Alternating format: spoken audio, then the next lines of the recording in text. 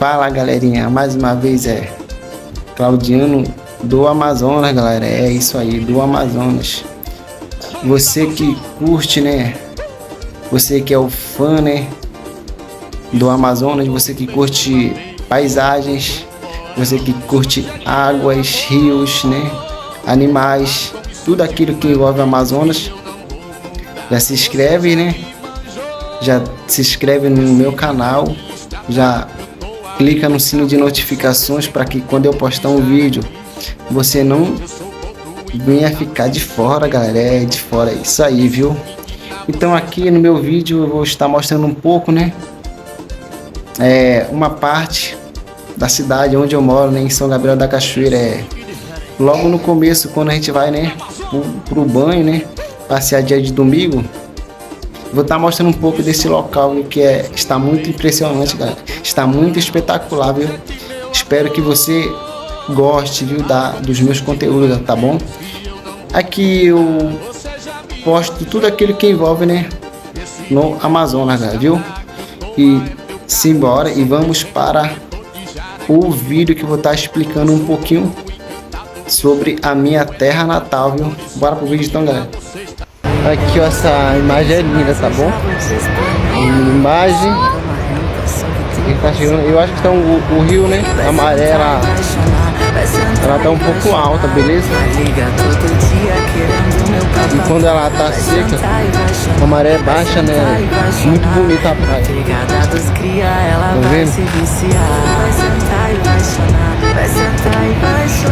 Bonita imagem, linda, né? São Gabriel da Cachoeira, beleza?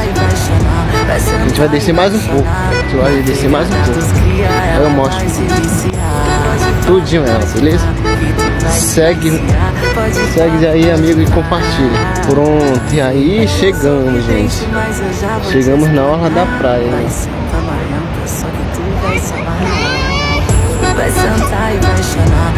Da orla da praia, beleza? Só que, como eu falei no vídeo anterior, né, que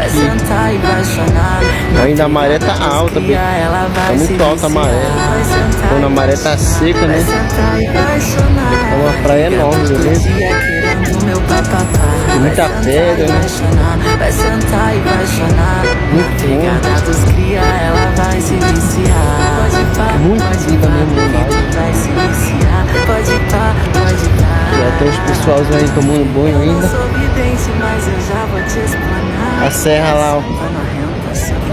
A serra.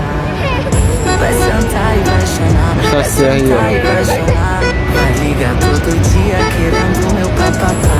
Vai sentar e vai chorar. Vai sentar e vai chorar. Muito bom. Muito boa a imagem aqui. Os pessoal aqui curtindo, né? Curtindo a paisagem, né? Sozinho curtindo a paisagem.